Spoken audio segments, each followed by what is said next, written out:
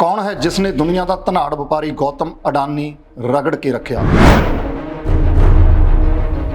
एक एंबूलेंस चालक ने दरड़िया दुनिया का वड्डा व्यापारी गौतम अडानी। गौतम अडानी दी कंपनियां दा वित्ती बेनेमियां दा पर्दाफाश करना भारत दी प्रभु सत्ता ते हमला कदों तो होया।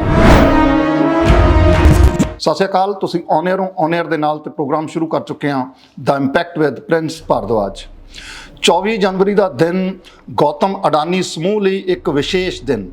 मैं विशेष शब्द इस करके कहा कि कदे सोचा भी नहीं होना उन्होंने कि उन्होंने कंपनी के बारे इस तरीके के खुलासे दुनिया के सामने आउणगे अते कुछ एक घंटिया दे विच दुनिया का तीसरे नंबर का व्यापारी, दुनिया का तीसरे नंबर का अमीर व्यक्ति कुछ एक घंटिया दे विच सरक के पहले 20 दे विचों भी नहीं रहेगा, उस तो भी हेठां वाले पाएदान ते पहुँच जाएगा।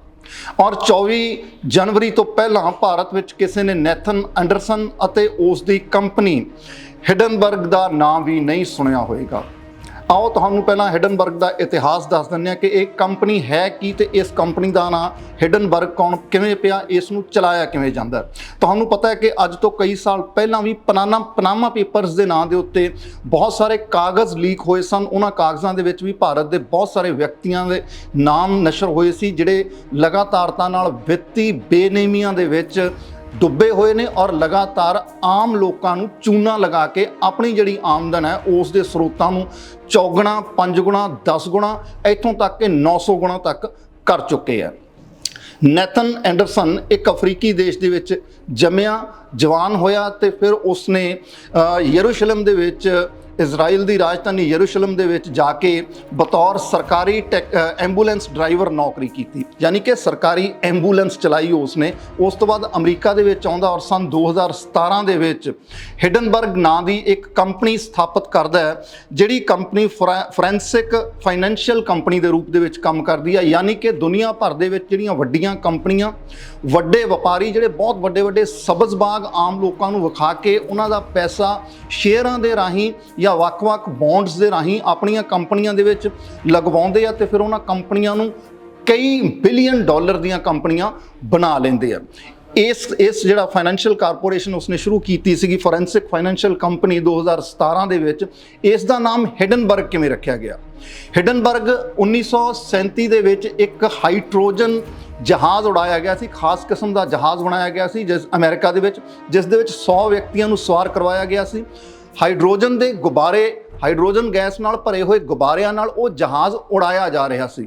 उस जहाज़ नूं उड़ाउण तो पहलां बहुत सारे विग्यानियां ने कह दिता सी कि इस नूं उड़ाउणा मनुखी जानां लई खतरनाक हो सकता है, क्योंकि 1937 दे विच यह हिंडरसन नाम का जिहड़ा जहाज़ उड़ाया, हिडनबर्ग माफ़ करना नाम का जिहड़ा जहाज़ उड़ाया गया सी हाइड्रोजन गुब्बारियां दे नाल। इस तो पहलां भी हाइड्रोजन के गुब्बारियां दे नाल बहुत सारे हादसे वापर चुके सी, जिस दे विच कीमती मनुखी जानां जिहड़ियां वो जा चुकियां सी। पर एक कंपनी ने हिडनबर्ग नाम का जहाज़ बनाया, उस दे विच 100 व्यक्तियों नूं सवार कराया ते नाइट्रोजन के जिहड़े गुब्बारे आ उन्हां गुब्बारियां दे नाल उस जहाज़ नूं उड़ाया ते जहाज़ उड़ाण परंतु महज कुछ मिनटां बाद ही अग दीयां लपटां नाल घिर के धरती के उत्ते आ डिग्गा, जिस दे विच 35 मनुखी जानां चलियां गईयां और 45 के करीब जिहड़े लोग है भयानक रूप दे विच जख्मी होए सी। ते इस नूं मैन मेड क्राइसिस यानी कि मनुख द्वारा सिरजी गई त्रासदी का नाम दिता गया सी। इसे घटना के उत्ते आधारित, इसे जहाज़ हिडनबर्ग के नाम के उत्ते आधारित इन्हां ने अपनी कंपनी का नाम हैंडरसन ने अपनी कंपनी का नाम रखिया हिडनबर्ग। वो इस करके वो कहता कि जिस तरीके नाल उदों कीमती जानां गईयां मनुखां दी गलती करके, इसे तरीके नाल वित्ती जोखमां करके जिहड़ियां कंपनियां या जिहड़े लोग या जिहड़े वड्डे धनाड़ व्यापारी जान-बुझ के जानदे होए भी आम लोगों के सुपनियां दे नाल खेडदे आ, आम लोगों की जिहड़ी वित्ती जिहड़ी उन्हां दी ताकत हुंदी आ उस ताकत नूं घटाउण दे विच किवें लगे हुंदे आ, या उन्हां दे नाल किस तरीके नाल ओह घोटाले या गड़बड़ा कर रहे होंगे। इसे आधार के उत्ते उन्होंने हिडनबर्ग अपनी कंपनी का नाम रखा और 2017 तो इस कंपनी के होंद आने तो बाद हुण तक तकरीबन 30 ਮਾਮਲੇ ਇਹਨਾਂ ਨੇ ਜਿਹੜੇ ਆ ਉਹ ਦੁਨੀਆ ਦੇ ਸਾਹਮਣੇ ਰੱਖਿਆ, ਜਿਨ੍ਹਾਂ ਦੇ ਵਿੱਚੋਂ 17 ਮਾਮਲੇ ਬਹੁਤ ਵਿਸ਼ੇਸ਼ ਤੇ ਬਹੁਤ ਪ੍ਰਮੁੱਖ ਨੇ। ਔਰ ਸਭ ਤੋਂ ਪਹਿਲਾ ਮਾਮਲਾ ਜਿਹੜਾ ਇਹਨਾਂ ਨੇ ਨਸ਼ਰ ਕੀਤਾ ਸੀ ਨਿਕੋਲਾ ਕੰਪਨੀ। ਨਿਕੋਲਾ ਤੁਹਾਨੂੰ ਪਤਾ ਹੈ ਕਿ ਅਮਰੀਕਾ ਦੀ ਉਹ ਕੰਪਨੀ ਸੀ ਜਿਸ ਨੇ ਇਹ ਦਾਅਵਾ ਕੀਤਾ ਸੀ ਕਿ ਅਸੀਂ ਦੁਨੀਆ ਭਰ ਦੇ ਵਿੱਚ ਇਲੈਕਟ੍ਰਿਕ ਜਿਹੜੇ ਟਰੱਕ ਨੇ, ਇਲੈਕਟ੍ਰਿਕ ਜਿਹੜੀਆਂ ਕਾਰਾਂ ਨੇ ਉਹ ਚਲਾ ਦੇਵਾਂਗੇ, ਜਿਸ ਨਾਲ ਵਾਤਾਵਰਨ ਜਿਹੜਾ ਹੈ ਉਹ ਸੰਭਲਿਆ ਰਹੇਗਾ, ਪ੍ਰਦੂਸ਼ਣ ਰਹਿਤ ਹੋ ਜਾਏਗਾ ਵਾਤਾਵਰਨ, ਔਰ ਸਾਡੀ ਜਿਹੜੀ ਨਿਰਭਰਤਾ ਹੈ ਡੀਜ਼ਲ ਔਰ ਪੈਟਰੋਲ ਦੇ ਉੱਤੇ ਉਹ ਬਿਲਕੁਲ ਮੰਨਫੀ ਹੋ ਜਾਏਗੀ। ਸੋ ਹਿਡਨਬਰਗ ਨੇ ਸਭ ਤੋਂ ਪਹਿਲਾਂ ਇਸ ਕੰਪਨੀ ਨਿਕੋਲਾ ਦਾ ਕੇਸ ਚੱਕਿਆ। ਨਿਕੋਲਾ ਦਾ ਕੇਸ ਚੱਕ ਕੇ ਉਹਨਾਂ ਨੇ ਉਸ ਦੀ ਪੂਰੀ ਜਾਂਚ ਪੜਤਾਲ ਕੀਤੀ, ਘੋਖ ਕੀਤੀ ਕਿ ਕਿਸ ਤਰੀਕੇ ਨਾਲ ਇਲੈਕਟ੍ਰਿਕ ਕਾਰਾਂ ਜਾਂ ਇਲੈਕਟ੍ਰਿਕ ਵਾਹਨਾਂ ਦੇ ਨਾਮ ਦੇ ਉੱਤੇ ਨਿਕੋਲਾ ਕੰਪਨੀ ਲੋਕਾਂ ਦਾ ਕਿੰਨੇ ਅਰਬ ਜਿਹੜਾ ਡਾਲਰ ਦਾ ਪੈਸਾ ਹੈ ਉਹ ਪੈਸਾ ਨਿਵੇਸ਼ ਕਰਾ ਚੁੱਕੀ ਹੈ। ਪਰੰਤੂ ਅਸਲ ਦੇ ਵਿੱਚ ਉਸ ਦਾ ਕੋਈ ਕਾਰਖਾਨਾ ਨਹੀਂ ਹੈ। ਜਿਹੜੇ ਕਾਰਖਾਨੇ ਉਹ ਸ਼ੋਅ ਕਰ ਰਹੀ ਹੈ ਉੱਥੇ ਕਿਸੇ ਕਿਸਮ ਦੀ ਕੋਈ ਬਹੁਤੀ ਪ੍ਰੋਡਕਸ਼ਨ ਨਹੀਂ ਹੋ ਰਹੀ, ਜਿੰਨੀ ਪ੍ਰੋਡਕਸ਼ਨ ਨਿਕੋਲਾ ਕੰਪਨੀ ਦੱਸ ਰਹੀ ਸੀ। ਸੋ ਇਹਨਾਂ ਦੇ ਇਸ ਖੁਲਾਸੇ ਤੋਂ ਬਾਅਦ ਰਾਤੋਂ ਰਾਤ ਜਿਹੜੇ ਨਿਕੋਲਾ ਕੰਪਨੀ ਦੇ ਸ਼ੇਅਰ ਨੇ ਉਹ ਧੜਮ ਦਰ ਕੇ ਡਿੱਗ ਗਏ ਸੀ ਔਰ ਕੰਪਨੀ ਨੂੰ ਬਹੁਤ ਵੱਡਾ ਘਾਟਾ ਪਿਆ ਸੀ। ਦੂਸਰਾ ਵੱਡਾ ਕੇਸ ਜਿਹੜਾ ਇਹਨਾਂ ਨੇ ਹੱਲ ਕੀਤਾ ਸੀਗਾ ਉਹ ਅਮਰੀਕੀ ਇੰਸ਼ੋਰੈਂਸ ਕੰਪਨੀ ਸੀ ਕਲੋਵਰ ਹੈਲਥ। ਕਲੋਵਰ ਹੈਲਥ ਵੀ ਇਹ ਦਾਅਵੇ ਕਰ ਰਹੀ ਸੀ ਕਿ ਅਸੀਂ ਲੋਕਾਂ ਦੀ ਇੰਸ਼ੋਰੈਂਸ ਕਰਕੇ, ਲੋਕਾਂ ਦੀ ਹੈਲਥ ਇੰਸ਼ੋਰੈਂਸ ਕਰਕੇ ਕਲੋਵਰ ਜਿਹੜੀ ਹੈਲਥ ਕੰਪਨੀ ਹੈ ਉਹ ਲੋਕਾਂ ਦਾ ਪੈਸਾ ਆਪਣੇ ਕੋਲੇ ਇਨਵੈਸਟ ਕਰਾਉਂਦੀ ਸੀ, ਉਸ ਪੈਸੇ ਨੂੰ ਵਰਤਦੀ ਸੀ, ਆਪਣੇ ਸ਼ੇਅਰਾਂ ਦੇ ਭਾਅ ਵਧਾ ਕੇ ਦੱਸਦੇ ਸੀ। ਜਿਹੜਾ ਸ਼ੇਅਰ ਕੋਈ 100 ਰੁਪਏ ਦਾ ਹੁੰਦਾ ਸੀ ਉਸ ਦੀ ਕੀਮਤ 2-2 ਹਜ਼ਾਰ ਚਲੀ ਜਾਂਦੀ ਸੀਗੀ। ਇਸ ਤਰੀਕੇ ਨਾਲ ਲੋਕਾਂ ਨੂੰ ਘਾਟਾ ਪੈਂਦਾ ਸੀ ਤੇ ਕੰਪਨੀ ਆਪਣੇ ਆਪ ਨੂੰ ਬਹੁਤ ਵੱਡਾ ਸ਼ੋਅ ਕਰਦੀ ਸੀ।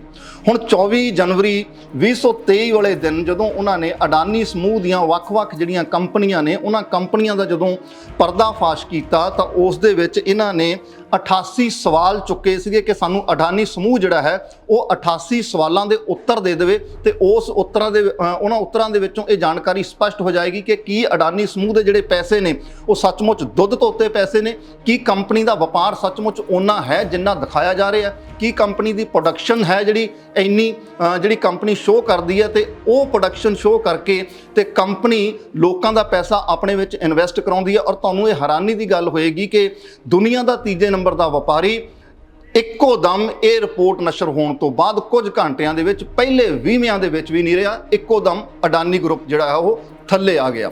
ਅਡਾਨੀ ਗਰੁੱਪ ਨੇ ਇਹਨਾਂ ਦੀ ਜਿਹੜੀ 106 ਸਫ਼ਿਆਂ ਦੀ ਰਿਪੋਰਟ ਪ੍ਰਕਾਸ਼ਿਤ ਹੋਈ ਹੈ ਹਿਡਨਬਰਗ ਦੀ, ਉਸ ਦੇ ਉੱਤਰ ਦੇ ਵਿੱਚ, ਉਸ ਦੇ ਜਵਾਬ ਦੇ ਵਿੱਚ 413 ਸਫ਼ਿਆਂ ਦੀ ਆਪਣੀ ਇੱਕ ਰਿਪੋਰਟ ਪ੍ਰਕਾਸ਼ਿਤ ਕੀਤੀ।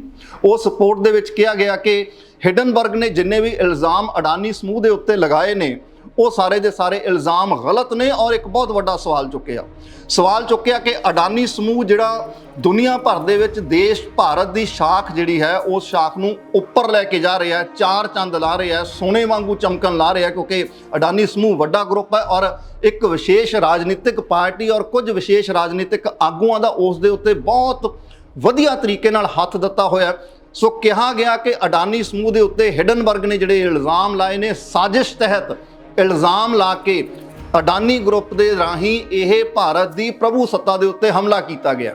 ਹੁਣ ਤੁਸੀਂ ਆਪ ਵੇਖੋ ਕਿ ਅਡਾਨੀ ਸਮੂਹ ਨੇ ਕਿੱਡਾ ਤਰਕਹੀਨ ਜੀ ਇੱਕ ਗੱਲ ਕੀਤੀ ਹੈ ਕਿ ਜੇਕਰ ਕਿਸੇ ਵਪਾਰੀ ਜਾਂ ਕਿਸੇ ਵੱਡੇ ਸਮੂਹ ਦੀਆਂ ਵਿੱਤੀ ਜਿਹੜੀਆਂ ਬੇਨੀਮੀਆਂ ਨੇ ਉਸ ਦਾ ਹੀ ਘੋਖ ਕਰਦੀ ਜੇ ਕੋਈ ਰਿਪੋਰਟ ਸਾਹਮਣੇ ਆਉਂਦੀ ਹੈ, ਇੱਕ ਅਦਾਰਾ ਕਿਵੇਂ ਇੱਕ ਦੇਸ਼ ਨੂੰ ਰਿਪਰੈਜ਼ੈਂਟ ਕਰ ਸਕਦਾ? ਪਹਿਲੀ ਵੱਡੀ ਸਵਾਲੀਆ ਨਿਸ਼ਾਨ ਦੀ ਗੱਲ ਤਾਂ ਇਹੀ ਹੈ ਕਿ ਕੀ ਇੱਕ ਸਮੂਹ ਪੂਰਾ ਦੇਸ਼ ਹੋ ਸਕਦਾ ਹੈ? ਜੇਕਰ ਹਿਡਨਬਰਗ ਨੇ ਇਦਾਂ ਦੀ ਕੋਈ ਰਿਪੋਰਟ ਪ੍ਰਕਾਸ਼ਿਤ ਕੀਤੀ ਹੈ ਤਾਂ ਤੁਸੀਂ ਤਰਕ ਸਹਿਤ, ਦਲੀਲ ਸਹਿਤ ਉਸ ਦਾ ਉੱਤਰ ਦਿਓ ਕਿ ਜਿਹੜੇ ਉਹਨਾਂ ਨੇ ਸਵਾਲ ਚੁੱਕੇ ਆ ਕਿ ਅਡਾਨੀ ਸਮੂਹ ਨੇ ਗਲਤ ਤਰੀਕੇ ਨਾਲ ਗਲਤ ਸ਼ੈਲ ਕੰਪਨੀਆਂ ਬਣਾ ਕੇ, ਸ਼ੈਲ ਕੰਪਨੀਆਂ ਉਹ ਹੁੰਦੀਆਂ ਨੇ ਜਿਹੜੀਆਂ ਟੈਕਸ ਹੈਵਨ ਦੇਸ਼ ਨੇ, ਜਿੱਦਾਂ UAE ਹੈ, ਜਿੱਦਾਂ ਸਵੀਡਨ ਹੈ, ਇੱਦਾਂ ਦੇ ਦੇਸ਼ਾਂ ਦੇ ਵਿੱਚ ਕੁਝ ਕੰਪਨੀਆਂ ਇੱਦਾਂ ਦੀਆਂ ਬਣਾਈਆਂ ਜਾਂਦੀਆਂ ਨੇ ਜਿਹੜੀਆਂ ਉਹਨਾਂ ਦੀਆਂ ਆਪਣੀਆਂ ਹੀ ਪੇਰੈਂਟ ਕੰਪਨੀਆਂ ਹੁੰਦੀਆਂ ਨੇ ਪਰ ਸ਼ੋਅ ਕਿਸੇ ਹੋਰ ਦੀਆਂ ਕੀਤੀਆਂ ਜਾਂਦੀਆਂ ਨੇ ਤੇ ਉਹ ਕੰਪਨੀਆਂ ਫਿਰ ਅਡਾਨੀ ਸਮੂਹ ਦੇ ਵਿੱਚ ਇਨਵੈਸਟ ਕਰਦੀਆਂ ਨੇ, ਪੈਸਾ ਇਨਵੈਸਟ ਕਰਦੀਆਂ ਨੇ। ਲੋਕਾਂ ਨੂੰ ਲੱਗਦਾ ਕਿ ਬਹੁਤ ਵੱਡੀਆਂ ਕੰਪਨੀਆਂ ਨੇ ਜਿਹੜੀਆਂ ਵਿਦੇਸ਼ੀ ਕੰਪਨੀਆਂ ਨੇ ਜਿਹੜੀਆਂ ਉਹ ਅਡਾਨੀ ਸਮੂਹ ਨਾਲ ਜੁੜੀਆਂ ਹੋਈਆਂ ਨੇ ਤੇ ਉਸ ਤੋਂ ਆਕਰਸ਼ਿਤ ਹੋ ਕੇ ਲੋਕ ਫਿਰ ਇਹਨਾਂ ਦੇ ਸ਼ੇਅਰ ਜਿਹੜੇ ਆ ਉਹ ਖਰੀਦਦੇ ਆ, ਯਾਨੀ ਕਿ ਸਟਾਕ ਐਕਸਚੇਂਜ ਦੇ ਰਾਹੀਂ ਅਡਾਨੀ ਗਰੁੱਪ ਦੇ ਜਿਹੜੇ ਉਹ ਸ਼ੇਅਰ ਖਰੀਦਦੇ ਆ। ਇੱਥੇ ਸ਼ੇਅਰਾਂ ਦਾ ਵੀ ਇੱਕ ਘੁਟਾਲਾ ਹੈ। ਜਿਹੜਾ ਸ਼ੇਅਰ 152-53 ਰੁਪਏ ਦਾ ਪੈਂਦਾ ਸੀ ਅਡਾਨੀ ਸਮੂਹ ਦਾ, ਉਹ ਸ਼ੇਅਰ 4-4 ਹਜ਼ਾਰ ਰੁਪਏ ਦਾ ਵਿਕਿਆ। ਇਸੇ ਕਰਕੇ ਕਿਉਂਕਿ ਨਕਲੀ ਸ਼ੈਲ ਕੰਪਨੀਆਂ ਜਿਹੜੇ ਟੈਕਸ ਹੈਵਨ ਦੇਸ਼ ਨੇ ਉਸ ਦੇ ਵਿੱਚ ਕ੍ਰੀਏਟ ਕਰਕੇ ਉਹਨਾਂ ਕੰਪਨੀਆਂ ਦੇ ਰਾਹੀਂ ਇਹ ਸ਼ੋਅ ਕੀਤਾ ਗਿਆ ਕਿ ਅਡਾਨੀ ਸਮੂਹ ਦੀ ਜਿਹੜੀ ਕਮਾਈ ਹੈ, ਅਡਾਨੀ ਸਮੂਹ ਦਾ ਜਿਹੜਾ ਕਾਰੋਬਾਰ ਹੈ ਉਹ ਬਹੁਤ ਵੱਡਾ ਕਾਰੋਬਾਰ ਹੈ। ਔਰ ਤੁਹਾਨੂੰ ਸਮਝਣਾ ਪਏਗਾ ਕਿ ਜਦੋਂ ਕੋਵਿਡ ਮਹਾਮਾਰੀ ਦੇ ਦੌਰਾਨ 2 ਸਾਲਾਂ ਦੇ ਵਿੱਚ ਸਾਰਾ ਦੇਸ਼ ਘਾਟੇ ਦੇ ਵਿੱਚ ਜਾ ਰਿਹਾ ਸੀ, ਪੂਰੀ ਦੁਨੀਆ ਦੀ ਆਰਥਿਕਤਾ ਘਾਟੇ ਦੇ ਵਿੱਚ ਜਾ ਰਹੀ ਸੀ, ਉਦੋਂ ਅਡਾਨੀ ਸਮੂਹ ਨੇ 900% ਗੁਣਾ ਤਰੱਕੀ ਕੀਤੀ। ਕਾਰੋਬਾਰ ਇੱਕ ਪਾਸੇ ਸਾਰੇ ਬੰਦ ਪਏ ਨੇ, ਚੀਜ਼ਾਂ ਵਿਕ ਨਹੀਂ ਰਹੀਆਂ ਹੈਗੀਆਂ, ਪੋਰਟ ਤੱਕ ਉਦੋਂ ਬੰਦ ਪਏ ਸੀਗੇ। ਫਿਰ ਕੋਵਿਡ ਦੇ ਦੌਰਾਨ, ਮਹਾਮਾਰੀ ਦੇ ਦੌਰਾਨ ਅਡਾਨੀ ਸਮੂਹ ਨੇ 900% ਦੀ ਜਿਹੜੀ ਤਰੱਕੀ ਹੈ ਉਹ ਤਰੱਕੀ ਕਿਵੇਂ ਕਰ ਲਈ, ਇਹ ਵੱਡਾ ਸਵਾਲੀਆ ਨਿਸ਼ਾਨ ਹੈ। ਇੱਕ ਹੋਰ ਵੱਡਾ ਸਵਾਲੀਆ ਨਿਸ਼ਾਨ ਇਹ ਲੱਗਦਾ ਕਿ ਅਡਾਨੀ ਗਰੁੱਪ, ਅਡਾਨੀ ਸਮੂਹ ਜਾਂ ਅਡਾਨੀ ਹੋਰੀ ਆਪ ਜਦੋਂ ਦੁਨੀਆ ਦੇ ਤੀਜੇ ਨੰਬਰ ਦੇ ਧਨਾੜ ਵਪਾਰੀ ਦੇ ਰੂਪ ਦੇ ਵਿੱਚ ਇੱਕ ਸੀਟ ਦੇ ਉੱਤੇ ਬੈਠੇ ਸੀਗੇ, ਤਾਂ ਭਾਰਤ ਦੇ ਜਿਹੜੇ ਪਹਿਲੇ 10 ਮੋਸਟ ਟੈਕਸ ਫੇਅਰ ਵਿਅਕਤੀ ਨੇ, ਜਿਹੜੇ ਪਹਿਲੇ 10 ਟੈਕਸ ਫੇਅਰ ਵਿਅਕਤੀ ਨੇ, ਜਿਹੜੇ ਸਭ ਤੋਂ ਵੱਧ ਟੈਕਸ ਅਦਾ ਕਰਦੇ ਨੇ, ਉਸ ਦੇ ਵਿੱਚ ਅਡਾਨੀ ਸਮੂਹ ਸ਼ਾਮਲ ਨਹੀਂ।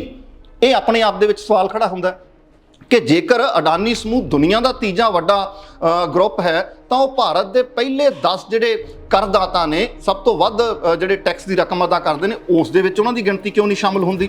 ਸੋ ਹਿਡਨਬਰਗ ਦੀ ਰਿਪੋਰਟ ਪ੍ਰਕਾਸ਼ਿਤ ਹੋਣ ਤੋਂ ਬਾਅਦ ਹੁਣ ਤੱਕ ਅਡਾਨੀ ਸਮੂਹ ਨੂੰ ਜਿਹੜਾ ਘਾਟਾ ਪੈ ਚੁੱਕਿਆ 10 ਲੱਖ ਕਰੋੜ ਰੁਪਈਆ, ਜਿਹੜਾ ਇੱਕੋ ਦਮ ਉਹਨਾਂ ਦੀ ਜਿਹੜੀ ਆਮਦਨ ਹੈ ਉਹ ਆਮਦਨ ਘਟ ਗਈ ਹੈ, ਔਰ ਉਹ ਘਟਨਾ ਲਗਾਤਾਰ ਜਾਰੀ ਹੈ। ਇਹ ਸਮਝਣਾ ਪਏਗਾ ਆਮ ਲੋਕਾਂ ਨੂੰ ਕਿ ਕਿਸ ਤਰੀਕੇ ਨਾਲ ਤੁਹਾਨੂੰ ਸਬਜ਼-ਬਾਗ ਵਿਖਾ ਕੇ ਤੁਹਾਡੀ ਜਿਹੜੀ ਕਮਾਈ ਹੈ, ਜਿਹੜੀ ਤੁਸੀਂ ਸ਼ੇਅਰਾਂ ਦੇ ਰਾਹੀਂ ਕਿਸੇ ਕੰਪਨੀ ਦੇ ਵਿੱਚ ਨਿਵੇਸ਼ ਕਰਦੇ ਹੋ, ਉਸ ਦੇ ਰਾਹੀਂ ਕਿਵੇਂ ਵਿੱਤੀ ਬੇਨੀਮੀਆਂ ਹੁੰਦੀਆਂ ਨੇ ਤੇ ਆਪਣੀਆਂ ਜੇਬਾਂ ਭਰੀਆਂ ਜਾਂਦੀਆਂ ਨੇ। ਅਸਲ ਦੇ ਵਿੱਚ ਜਿਹੜਾ ਘਾਟਾ ਪਿਆ, ਉਹ ਘਾਟਾ ਅਡਾਨੀ ਸਮੂਹ ਨੂੰ ਘੱਟ ਪਿਆ, ਜਿਹੜਾ 10 ਲੱਖ ਕਰੋੜ ਦਾ ਪਿਆ ਹੁਣ ਤੱਕ, ਇਹ ਕੱਲ ਤੱਕ ਦੀ ਰਿਪੋਰਟ ਹੈ। ਇਹ ਘਾਟਾ ਅਸਲ ਦੇ ਵਿੱਚ ਨਿਵੇਸ਼ਕਾਂ ਨੂੰ ਪਿਆ, ਜਿਨ੍ਹਾਂ ਨੇ ਇਹਨਾਂ ਦੇ ਬੌਂਡ ਖਰੀਦੇ ਆ, ਜਿਨ੍ਹਾਂ ਨੇ ਇਹਨਾਂ ਦੇ ਸ਼ੇਅਰ ਖਰੀਦੇ ਆ, ਜਿਨ੍ਹਾਂ ਨੇ ਸਟਾਕ ਐਕਸਚੇਂਜ, ਸਟਾਕ ਮਾਰਕੀਟ ਦੇ ਰਾਹੀਂ ਅਡਾਨੀ ਗਰੁੱਪ ਦੀਆਂ ਵੱਖ-ਵੱਖ ਜਿਹੜੀਆਂ ਕੰਪਨੀਆਂ ਨੇ ਉਹਨਾਂ ਦੇ ਵਿੱਚ ਆਪਣਾ ਪੈਸਾ ਲਾਇਆ। ਅਸਲ ਦੇ ਵਿੱਚ ਉਹ ਘਾਟਾ ਤੁਹਾਨੂੰ ਪਿਆ, ਕਿਉਂਕਿ ਤੁਹਾਡੇ ਖਰੀਦੇ ਹੋਏ ਸ਼ੇਅਰ ਜਦੋਂ ਧੜਮ ਦਲ ਕੇ ਥੱਲੇ ਡਿੱਗੇ ਨੇ, ਅਡਾਨੀ ਹੋਰੀ ਤਾਂ ਉੱਥੇ ਹੀ ਖੜੇ ਨੇ, ਉਹਨਾਂ ਦੀਆਂ ਕੰਪਨੀਆਂ ਉੱਥੇ ਹੀ ਚੱਲ ਰਹੀਆਂ ਨੇ, ਤੁਹਾਡੀ ਜੇਬ ਨੂੰ ਘਾਟਾ ਪਿਆ। ਤੁਸੀਂ ਵੇਖੋ ਕਿ ਕਿਸ ਤਰੀਕੇ ਨਾਲ ਤੁਹਾਡੀ ਜੇਬ ਨੂੰ ਘਾਟਾ ਪੈਣ ਦੇ ਬਾਵਜੂਦ ਇਹ ਕੰਪਨੀਆਂ ਆਪਣੇ ਆਪ ਦੇ ਵਿੱਚ ਕੰਮ ਕਰ ਰਹੀਆਂ ਨੇ।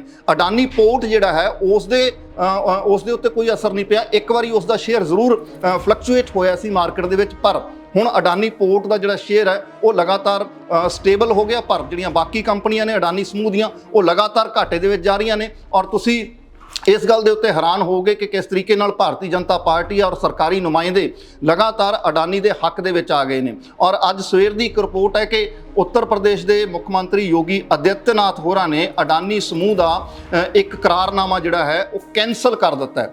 ਤੁਸੀਂ ਵੇਖੋ ਕਿ ਦਬਾਅ ਕਿਸ ਤਰੀਕੇ ਨਾਲ ਪੈ ਰਿਹਾ। ਹਿਡਨਬਰਗ ਦੀ ਰਿਪੋਰਟ ਨੂੰ ਪੱਥਰ ਦੇ ਉੱਤੇ ਲਕੀਰ ਕਿਉਂ ਮੰਨਿਆ ਜਾਂਦਾ ਹੈ? ਕਿਉਂਕਿ ਹਿਡਨਬਰਗ ਨੇ ਹੁਣ ਤੱਕ ਜਿੰਨੇ ਕੇਸ ਹੱਲ ਕੀਤੇ ਨੇ ਉਹਨਾਂ ਦੇ ਵਿੱਚ ਉਹ ਸਹੀ ਹੀ ਸਾਬਤ ਹੋਏ ਨੇ। ਹਿਡਨਬਰਗ ਨੇ ਅਡਾਨੀ ਸਮੂਹ ਦੇ ਜਿਹੜਾ ਸਾਰਾ ਕਾਰੋਬਾਰ ਹੈ, ਜਾਂ ਇਹਨਾਂ ਦੀਆਂ ਵਿੱਤੀ ਬੇਨੀਮੀਆਂ ਨੇ, ਜਾਂ ਇਹਨਾਂ ਦੀ ਜਿਹੜੀ ਸਟਾਕ ਐਕਸਚੇਂਜ ਦੀ ਸਾਰੀ ਘਪਲੇਬਾਜ਼ੀ ਆ, ਉਸ ਦੇ ਉੱਤੇ 2 ਸਾਲ ਦੀ ਲਗਾਤਾਰ ਰਿਸਰਚ ਕੀਤੀ ਹੈ, 2 ਸਾਲ ਦੀ ਮਿਹਨਤ ਕੀਤੀ ਹੈ। ਉਹਨਾਂ ਨੇ ਉਹ ਬਿੰਦੂ ਵੀ ਦੱਸੇ ਨੇ, ਉਹ ਪੁਆਇੰਟ ਵੀ ਰੱਖੇ ਨੇ ਸਾਹਮਣੇ ਕਿ ਕਿਸ ਤਰੀਕੇ ਨਾਲ ਅਸੀਂ ਕਿਹੜੇ-ਕਿਹੜੇ ਬਿੰਦੂਆਂ ਨੂੰ ਧਿਆਨ ਦੇ ਵਿੱਚ ਰੱਖ ਕੇ ਫਿਰ ਅਸੀਂ ਕਿਸੇ ਵੀ ਜਿਹੜਾ ਸਮੂਹ ਹੈ, ਕਿ ਕਿਸੇ ਵੀ ਗਰੁੱਪ ਜਿਸ ਦੇ ਉੱਤੇ ਸਾਨੂੰ ਸ਼ੱਕ ਹੁੰਦਾ, ਅਸੀਂ ਉਸ ਦੀ ਜਾਂਚ ਪੜਤਾਲ, ਉਸ ਦੀ ਘੋਖ ਪੜਤਾਲ ਕਰਦੇ ਹਾਂ। 5000 ਕਰੋੜ ਰੁਪਏ ਦਾ ਪ੍ਰੋਜੈਕਟ ਹੈ ਜਿਹੜਾ ਅੱਜ ਸਵੇਰੇ ਯੋਗੀ ਆਦਿੱਤਿਆਨਾਥ ਹੋਰਾਂ ਨੇ ਕੈਂਸਲ ਕੀਤਾ। ਪ੍ਰੋਜੈਕਟ ਕੀ ਸੀਗਾ? ਉਹ ਪ੍ਰੋਜੈਕਟ ਇਹ ਸੀਗੇ ਕਿ ਪ੍ਰਾਈਵੇਟ ਇਲੈਕਟ੍ਰਿਕ ਮੀਟਰ ਲੱਗਣੇ ਸੀਗੇ ਉੱਤਰ ਪ੍ਰਦੇਸ਼ ਦੇ ਵਿੱਚ। 4000 ਰੁਪਏ ਮੀਟਰ ਦੀ ਕੀਮਤ ਹੈ, ਪਰ ਅਡਾਨੀ ਸਮੂਹ ਨੇ ਜਿਹੜੀ ਉਸ ਦੀ ਲਾਉਣ ਦੀ ਕੀਮਤ ਰੱਖੀ ਸੀ ਉਹ 10000 ਰੁਪਏ ਰੱਖੀ ਸੀ। ਯਾਨੀ ਕਿ ਇੱਕ ਆਮ ਪਰਿਵਾਰ ਨੂੰ 4000 ਦਾ ਮੀਟਰ ਅਡਾਨੀ ਸਮੂਹ ਦੇ ਰਾਹੀਂ ਉਹਨਾਂ ਦੇ ਘਰਾਂ ਦੇ ਬਾਹਰ ਲੱਗਣਾ ਸੀ। ਪ੍ਰਾਈਵੇਟ ਮੀਟਰ, ਜਿਹੜੇ ਡਿਜੀਟਲ ਮੀਟਰ ਲੱਗਣੇ ਸੀਗੇ, 10000 ਦਾ ਪੈਣਾ ਸੀਗਾ, ਸਿੱਧਾ 6000 ਰੁਪਏ ਦਾ ਮਾਰਜਨ। ਹੁਣ ਉਹ 6000 ਦੇ ਵਿੱਚੋਂ ਸਰਕਾਰ ਨੂੰ ਵੀ ਕੁਝ ਪੈਸੇ ਜਾਣੇ ਸੀਗੇ, ਉਸ ਦੇ ਵਿੱਚੋਂ ਕੁਝ ਪੈਸੇ ਰਾਜਨੇਤਾਵਾਂ ਨੂੰ ਵੀ ਜਾਣੇ ਸੀਗੇ, ਬਾਕੀ ਪੈਸੇ ਜਿਹੜੇ ਨੇ ਉਹ ਅਡਾਨੀ ਸਮੂਹ ਦੀ ਕਮਾਈ ਦੇ ਵਿੱਚ ਬਦਲਨੇ ਸੀਗੇ।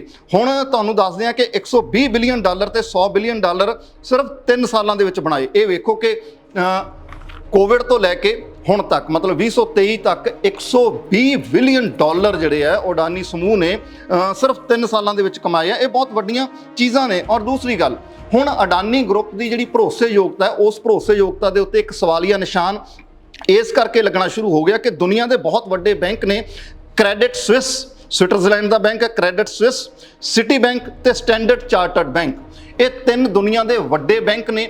ਇਹ ਤਿੰਨੇ ਬੈਂਕਾਂ ਨੇ ਤੁਰੰਤ ਪ੍ਰਭਾਵ ਦੇ ਨਾਲ ਅਡਾਨੀ ਸਮੂਹ ਦੇ ਕਿਸੇ ਵੀ ਬੌਂਡ ਔਰ ਉਹਨਾਂ ਦੇ ਕਿਸੇ ਵੀ ਜਿਹੜਾ ਸਟਾਕ ਐਕਸਚੇਂਜ ਦੇ ਰਾਹੀਂ ਸ਼ੇਅਰ ਹੈ ਉਸ ਸ਼ੇਅਰ ਦੇ ਉੱਤੇ ਭਰੋਸਾ ਕਰਨਾ ਬੰਦ ਕਰ ਦਿੱਤਾ। ਹਾਲ ਫਿਲਹਾਲ ਦੇ ਲਈ ਇਹ ਤਿੰਨ ਵੱਡੀਆਂ ਜਿਹੜੀਆਂ ਵਿੱਤੀ ਸੰਸਥਾਵਾਂ ਨੇ, ਕ੍ਰੈਡਿਟ ਸਵਿਸ, ਸਿਟੀ ਬੈਂਕ ਤੇ ਸਟੈਂਡਰਡ ਚਾਰਟਰਡ ਬੈਂਕ, ਇਹਨਾਂ ਤਿੰਨਾਂ ਨੇ ਹਾਲ ਫਿਲਹਾਲ ਦੀ ਘੜੀ ਅਡਾਨੀ ਸਮੂਹ ਦੀ ਕਿਸੇ ਵੀ ਨਿਵੇਸ਼, ਕਿਸੇ ਵੀ ਬੌਂਡ ਦੇ ਉੱਤੇ ਭਰੋਸਾ ਕਰਨ ਤੋਂ ਇਨਕਾਰ ਕਰ ਦਿੱਤਾ ਔਰ ਅਡਾਨੀ ਸਮੂਹ ਨੂੰ ਹਾਲ ਫਿਲਹਾਲ ਉਹਨਾਂ ਨੇ ਪੌਜ਼ ਦੇ ਉੱਤੇ ਰੱਖਿਆ ਕਿ ਹਾਲੇ ਅਸੀਂ ਅਡਾਨੀ ਸਮੂਹ ਦੀ ਹਿਡਨਬਰਗ ਦੀ ਰਿਪੋਰਟ ਜਦੋਂ ਤੱਕ ਸਾਫ਼ ਨਹੀਂ ਹੋ ਜਾਂਦੀ, ਕਲੀਅਰ ਨਹੀਂ ਹੋ ਜਾਂਦੀ, ਜਦੋਂ ਤੱਕ ਅਡਾਨੀ ਸਮੂਹ ਇਸ ਦਾ ਸਹੀ ਉੱਤਰ, ਸਹੀ ਜਵਾਬ ਨਹੀਂ ਦੇ ਦਿੰਦਾ, ਜਾਂ ਜਿਹੜੇ ਇਲਜ਼ਾਮ ਹਿਡਨਬਰਗ ਰਿਪੋਰਟ ਨੇ ਲਗਾਏ ਨੇ ਉਸ ਦੇ ਵਿੱਚੋਂ ਸਾਫ਼ ਤੌਰ ਦੇ ਉੱਤੇ ਬਰੀ ਹੋ ਕੇ ਜਾਂ ਨਿਕਲ ਕੇ ਸਾਫ਼ ਤੌਰ ਤੇ ਬਾਹਰ ਨਹੀਂ ਆ ਜਾਂਦਾ ਅਡਾਨੀ ਸਮੂਹ, ਉਦੋਂ ਤੱਕ ਤਿੰਨ ਵੱਡੇ ਜਿਹੜੇ ਦੁਨੀਆ ਦੇ ਬੈਂਕ ਨੇ ਉਹਨਾਂ ਬੈਂਕਾਂ ਨੇ ਅਡਾਨੀ ਸਮੂਹ ਦੀ ਕਿਸੇ ਵੀ ਪੂੰਜੀ ਦੇ ਉੱਤੇ ਭਰੋਸਾ ਕਰਨਾ